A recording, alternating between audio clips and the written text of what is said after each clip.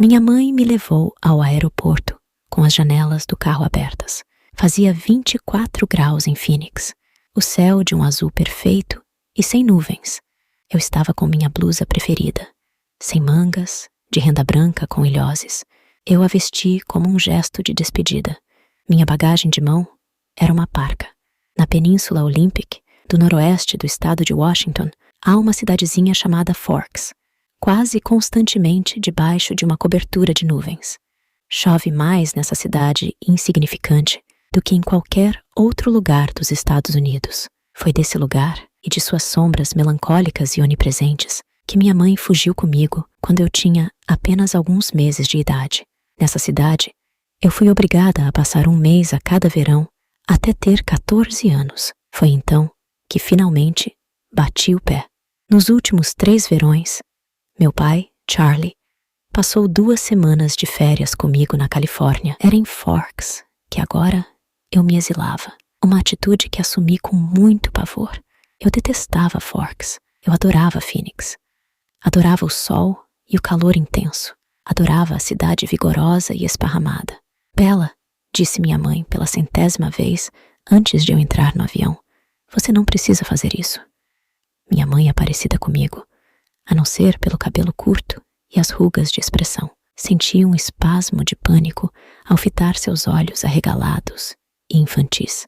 Como eu podia deixar que minha mãe amorosa, instável e descuidada se virasse sozinha? É claro que ela agora tinha o fio, então as contas provavelmente seriam pagas. Haveria comida na geladeira, gasolina no carro e alguém para chamar quando ela se perdesse. Mas mesmo assim, eu quero ir. Menti. Sempre menti mal, mas ultimamente ando contando essa mentira com tanta frequência que agora parecia quase convincente. Diga a Charlie que mandei lembranças. Vou dizer. Verei você em breve, insistiu ela. Pode vir para casa quando quiser. Eu volto assim que você precisar de mim. Mas eu podia ver, nos olhos dela, o sacrifício por trás da promessa. Não se preocupe comigo, insisti. Vai ser ótimo. Eu te amo, mãe. Ela me abraçou com força por 1 minuto e depois entrei no avião. E ela se foi.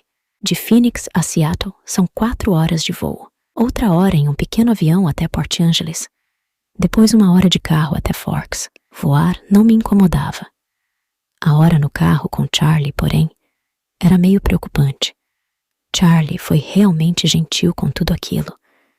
Parecia realmente satisfeito que eu, pela primeira vez, fosse morar com ele por um período mais longo. Já me matriculara na escola e ia me ajudar a comprar um carro. Mas sem dúvida seria estranho com Charlie. Não éramos o que se chamaria de falantes. E eu não sabia se havia alguma coisa para dizer. Sabia que ele estava bastante confuso com minha decisão. Como minha mãe antes de mim, eu não escondia o fato de detestar Forks. Quando pousamos em Port Angeles, estava chovendo. Não vi isso como um presságio. Era apenas inevitável. Eu já tinha dado adeus ao sol. Charlie me aguardava na radiopatrulha. Eu também esperava por isso. Charlie é o chefe de polícia Swan para o bom povo de Forks.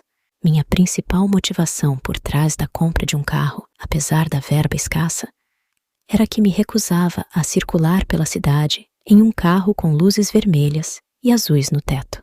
Nada deixa o trânsito mais lento do que um policial. Charlie me deu um abraço desajeitado com um só braço quando eu cambaleei para fora do avião. É bom ver você, Bells, disse ele, sorrindo enquanto automaticamente me segurava e me firmava. Você não mudou muito. Como está René? A mamãe está bem. É bom ver você também, pai. Eu não tinha permissão para chamá-lo de Charlie na frente dele. Eu tinha só algumas malas. A maior parte das minhas roupas do Arizona era leve demais para Washington. Minha mãe e eu havíamos juntado nossos recursos para complementar meu guarda-roupa de inverno. Mas ainda assim, era reduzido. Coube tudo muito bem na mala da viatura. Achei um bom carro para você, baratinho, anunciou ele quando estávamos afivelando o cinto. Que tipo de carro? Fiquei desconfiada do modo como ele disse um bom carro para você, em vez de simplesmente um bom carro. Bom, na verdade é uma picape, um Chevy. Onde o achou? Lembra do Billy Black, de Lapush? Lapush é a pequena reserva indígena no litoral. Não. Ele costumava pescar com a gente no verão, incentivou Charlie. Isso explicava por que eu não me lembrava dele. Eu era bastante competente em bloquear da minha memória coisas dolorosas e desnecessárias. Ele agora está numa cadeira de rodas, continuou Charlie quando eu não respondi. Não pode mais dirigir. E ofereceu a picape por um preço baixo. De que ano é? Eu podia ver, pela mudança em sua expressão, que esta era a pergunta que ele esperava que eu não fizesse. Bom, o Billy trabalhou muito no motor. Na realidade, só tem alguns anos. Eu esperava que ele não me subestimasse, a ponto de acreditar que eu desistiria com tanta facilidade. Quando foi que ele comprou? Comprou em 1984, eu acho. Ele a comprou nova? Bom, não. Acho que era nova no início dos anos 60, ou final dos anos 50, no máximo, admitiu ele timidamente. Pai, eu não entendo nada de carros. Não conseguiria consertar se alguma coisa desse errado. E não posso pagar um mecânico.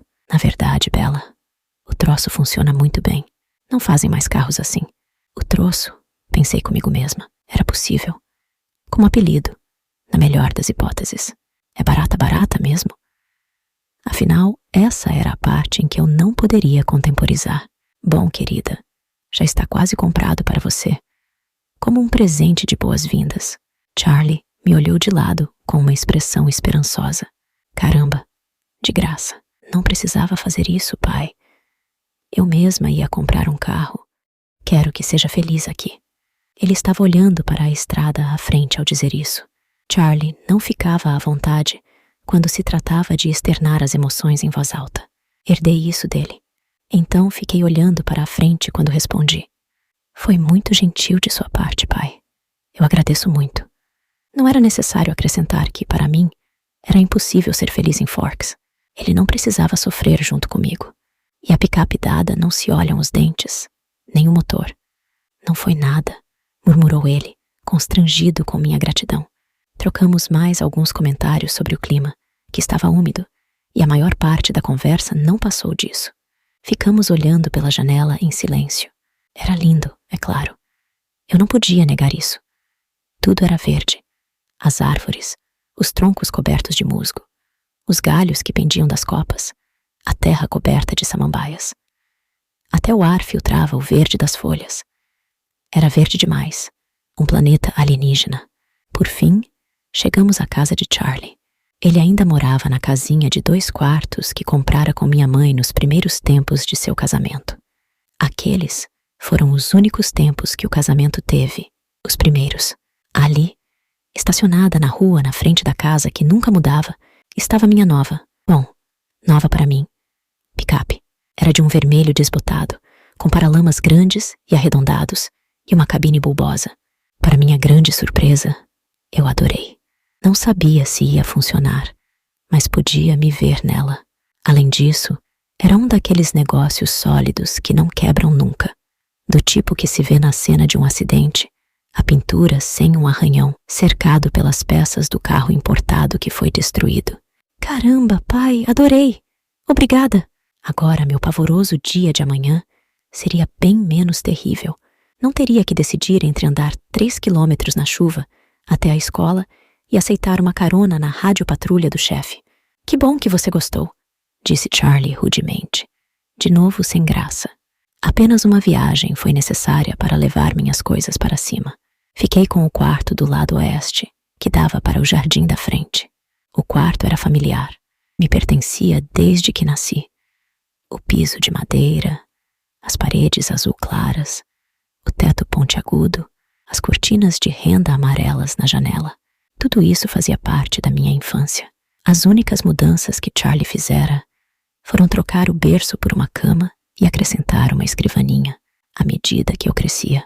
A mesa agora tinha um computador de segunda mão, com a linha telefônica para o módem grampeada pelo chão até a tomada de telefone mais próxima. Isso fora estipulado por minha mãe. Assim poderíamos manter contato facilmente. A cadeira de balanço de meus tempos de bebê ainda estava no canto.